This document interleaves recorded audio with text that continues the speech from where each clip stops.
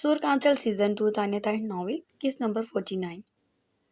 Salar I C U میں تھا اور گھر کا ایک ایک بندہ باہر دعا گو تھا، جبکہ سلار سر تھامے آئی سی یو کے دروازے کے باہر ایسے کھڑا تھا کہ اگر سلار زندہ واپس نہ آیا تو شاید وہ خود بھی اپنی جان دے دے گا۔ وہ کبھی ادھر چکر کاٹتا تو کبھی ادھر، سب اس کی بے چینی دیکھ رہے تھے۔ سیمل نے اس کا ہاتھ بھی تھاما تھا، مگر ہر چیز کا ذمہ دار فی الحال وہ خود کو سمجھ رہا تھا، اور اسی وجہ سے اس نے کسی کی جانب نہیں دیکھا،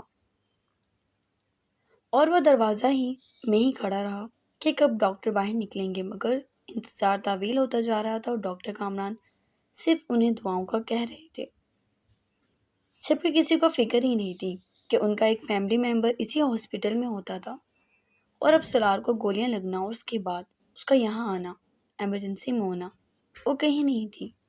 کیوں؟ اچانک زریاب کو ہی خیال آیا اور وہ چونک کر ادھر ادھر دیکھنے لگا۔ ڈاکٹرز نے اس کی اور رشانے کی بینڈیج کر دی تھی۔ رشانے زین اور امشا کے بیچ بیٹھی ہوئی تھی، جبکہ وہ جب روتی تو دونوں اپنی بیٹی کے آنسو پلکوں سے گرنے سے پہلے ہی چن لیتے۔ زریاب دوسری سمت آیا اور اسے عریشہ نظر آئی۔ یہ لائبہ کے ساتھ ہی ہوتی تھی۔ لائبہ کہاں ہے؟ اس نے لائبہ کے بارے میں سوال کیا۔ مجھے لگا آپ لوگوں کے ساتھ ہوگی، میں اسی کو لینے آئی تھی۔ کہاں پر ہے لائبہ؟ عریشہ کی لا علمی زریاب پہ قدم ہلا گئی۔ وہ پیچھے تیزی سے پلٹا۔ اس وقت حالات ایسے تھے کہ وہ بالکل نہیں چاہتا تھا کہ ایک بری خبر وہ حیدر کو دے، مگر اس کے بنا گزارا نہیں تھا۔ وہ حیدر کے پاس آیا، اس کا شانہ ہلایا۔ لائبہ ہاسپٹل میں نہیں ہے، اس نے آہستگی سے کہا، اور وہ جب باپ کے لیے مر رہا تھا۔ ایک دم سرخ نظروں سے اس نے زریاب کو دیکھا۔ اذان اسے لے گیا ہے۔ یہ زریاب کا اپنا تجزیہ تھا، کیونکہ وہ شخص آستین میں سانپ تھا۔ وہ اپنے بدلے نکال رہا تھا اور ہر صورت حیدر کو ہرانا چاہتا تھا۔ کمال تو پکڑا گیا تھا، لیکن اس نے دوسرا حملہ کیا، اور وہ تھا لائبہ کو اٹھا لینا۔ حیدر اسے اسپاٹ نظروں سے دیکھنے لگا۔ بھائی، میں بابا کے پاس ہوں، کچھ نہیں ہوگا ان کو، لیکن ان سب کو اب ختم کیے بنا نہ لوٹنا۔ وہ دانت پیس کر بولتا، اس کی ہمت بنا رہا تھا۔ حیدر اب بھی سرخ نظروں سے اسے دیکھ رہا تھا۔ جاؤ اب، میں دیکھ لوں گا یہاں سب، اور یقین مانیے ڈیڈ کو کچھ نہیں ہوگا۔ وہ اس کے شانے پہ ہاتھ رکھ کر بولا، جبکہ حیدر اگلا لمحہ وہاں رکا نہیں تھا۔ وہ ایک دم وہاں سے بھاگا تھا، اور اس نے اپنی گن نکال کر لوڈ کر لی۔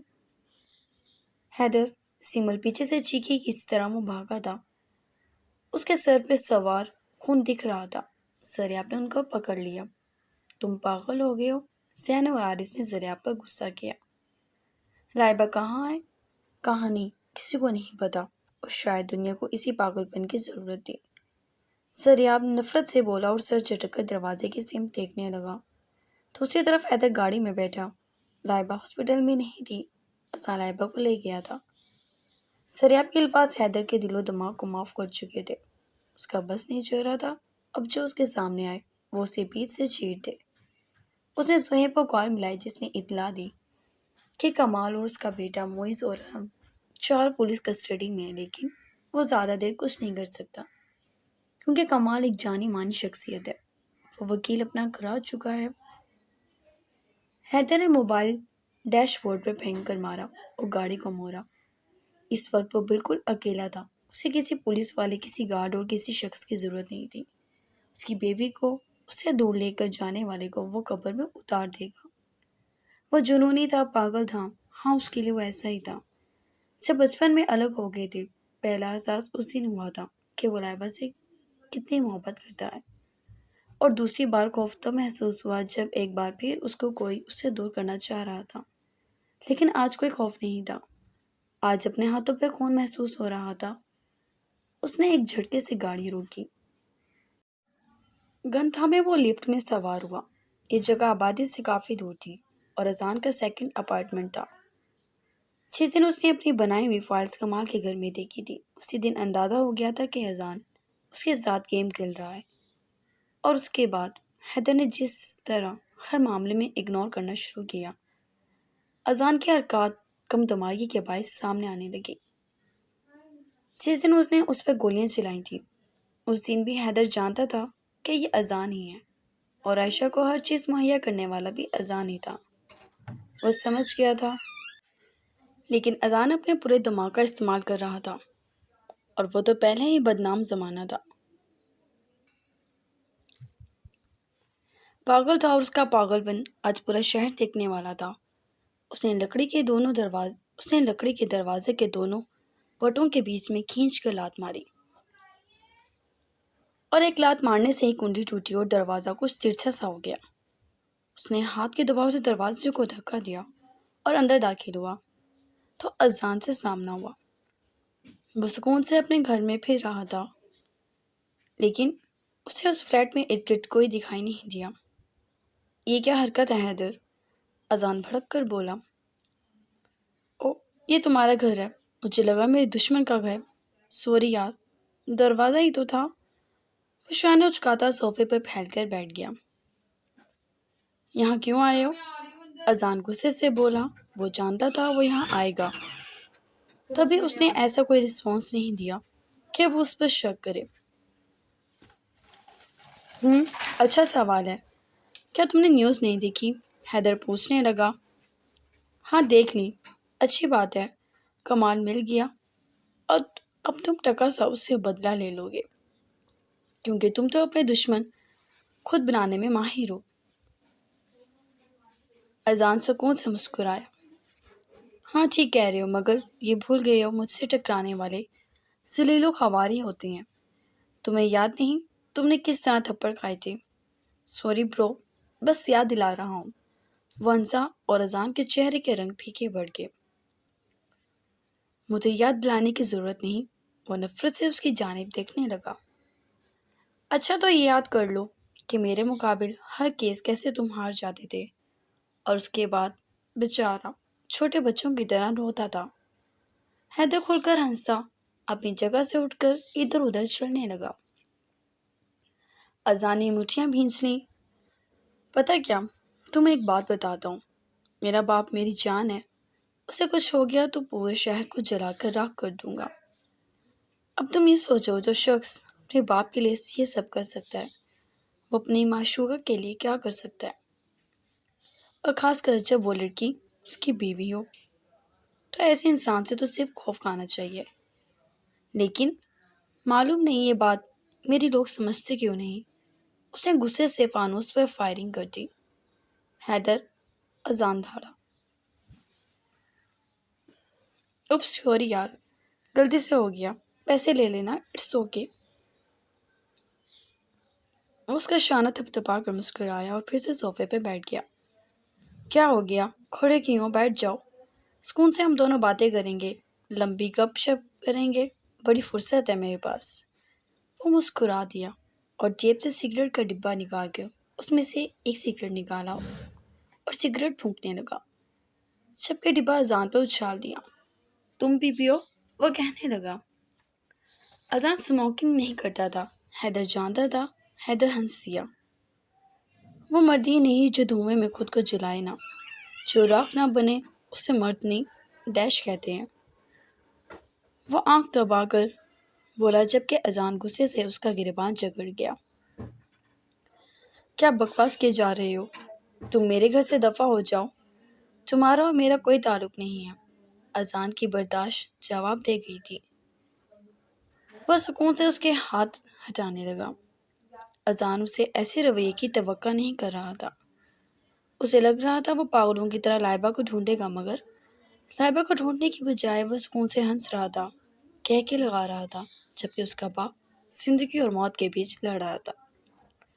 وہ آج تک حیدر کی سائیکی سمجھ نہیں سکا کہ ڈپریشن ٹینشن میں کون اس طرح بیہیو کرتا تھا۔ جب اچھے کے چکے چھوٹ جائیں، اور اسے یہی بات سمجھ نہیں آئی کہ یہ اس کی سمارٹنس تھی، اس کے شانے پہ لگا ایک پھول تھا، تمغہ تھا، اس کی پرسنالٹی کا کانفیڈنس، جس کی وجہ سے عدالت میں کھڑے ہو کر وہ اپنے سے آگے کسی کو نکلنے نہیں دیتا تھا، اور اذان ہمیشہ دوسرے نمبر پہ رہ گیا۔ ابھی تو بات شروع ہوئی ہے، تعلقات کیسے ختم ہو جائیں گے؟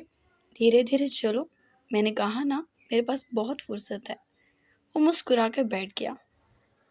حیدر، دفع ہو جاؤ یہاں سے، پولیس کو بلا لوں گا میں۔ حیدر نے پاؤں جھلاتے سگریٹ کو 2 انگلیوں میں قید کر کے لبوں سے جدا کر دیا۔ بچہ ہو تم ابھی، وہ نفی میں سر ہلاتا اپنے لوڈ گن سے اذان کی ٹانگ پر نشانہ بنا چکا تھا۔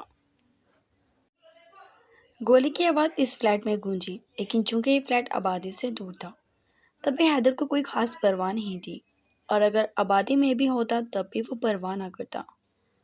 حیدر اذان چیخا، ہاں بولو حیدر، حیدر حیدر، بس یہی الفاظ بار بار بولو۔ تمہیں تو سمجھ آ جانا چاہیے تھا کہ حیدر مرتضیٰ کیا ہے۔ حیدر مرتضیٰ کے نام کا مطلب سمجھا ہے کبھی تم نے؟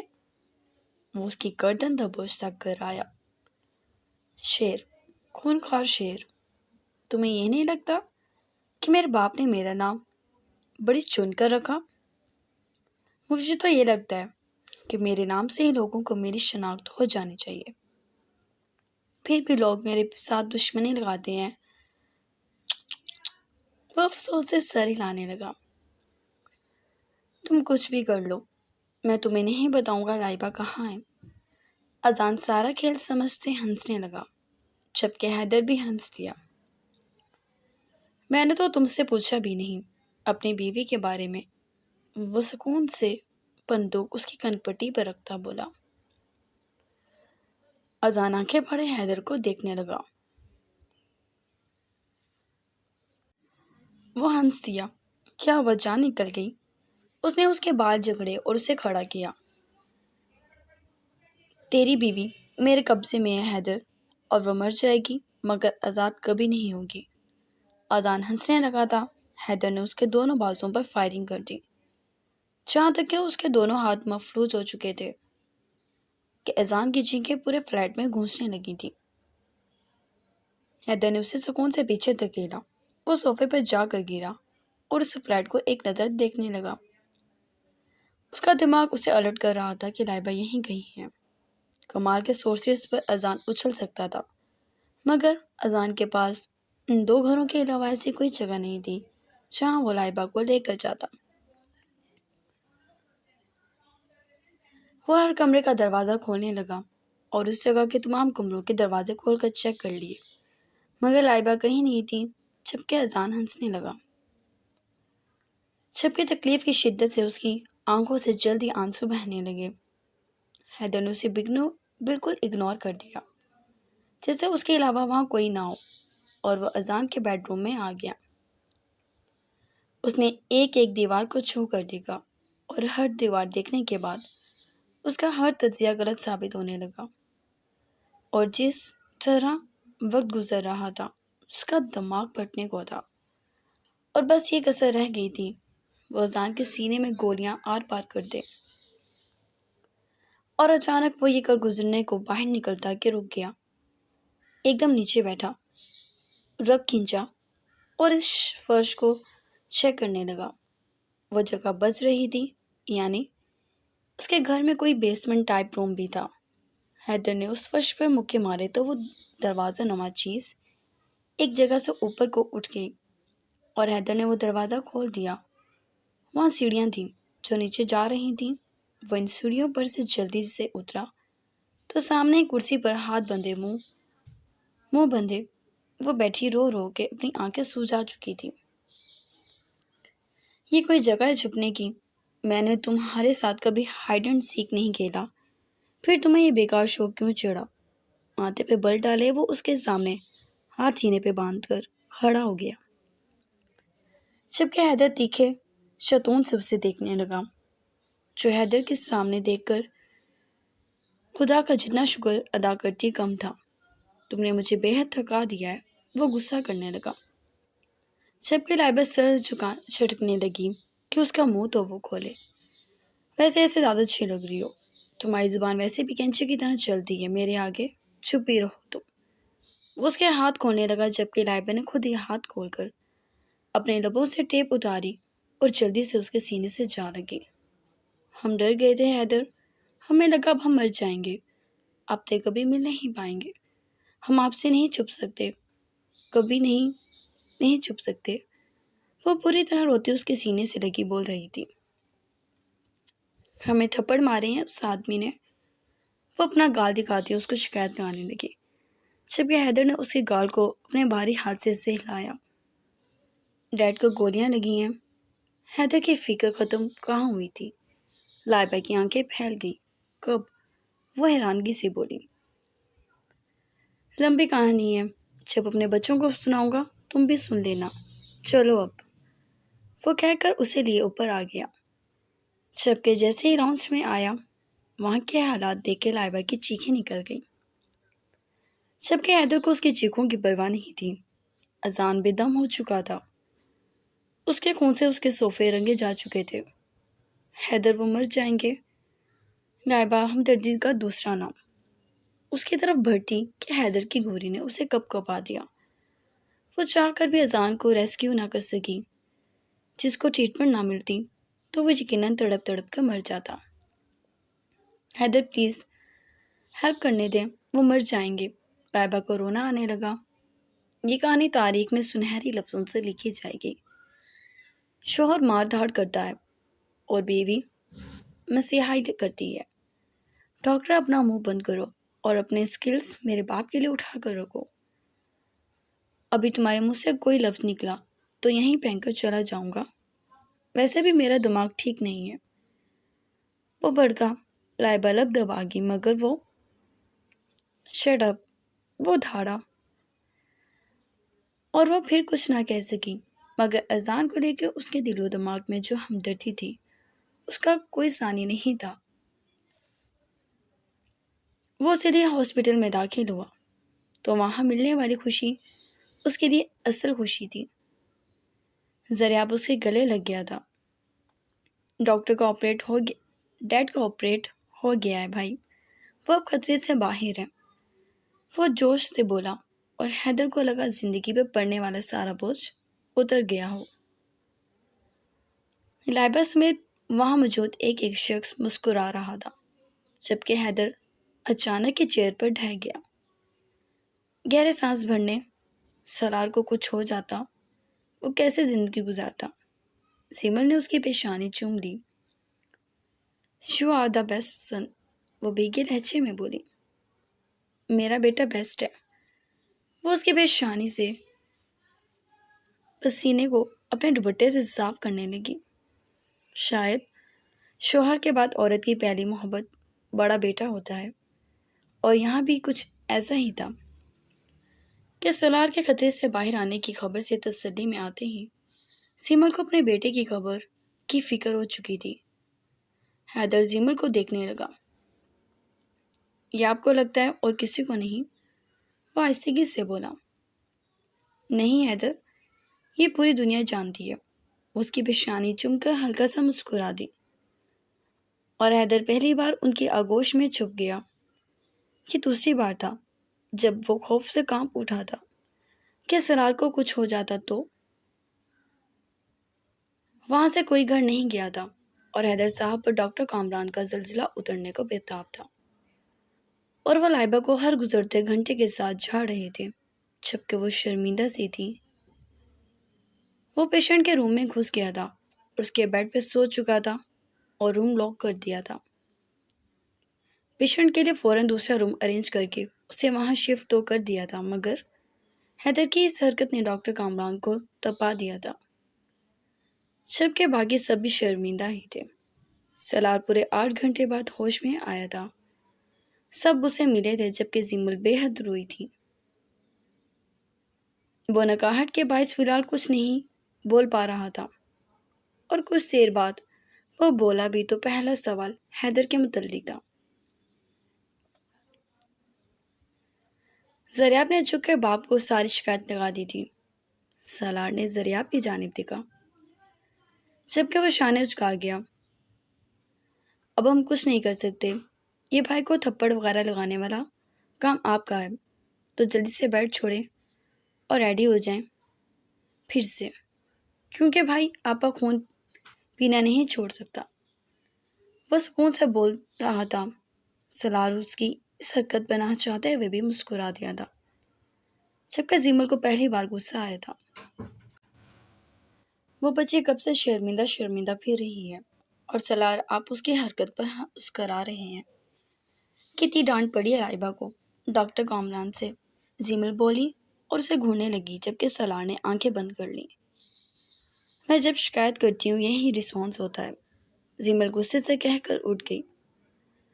تمہاری ماں میرا خیال پیشنٹ بیڈ پر بھی نہیں کرے گی، وہ ٹوٹے پھوٹے لفظوں میں بولا جبکہ زریاب ہنس دیا۔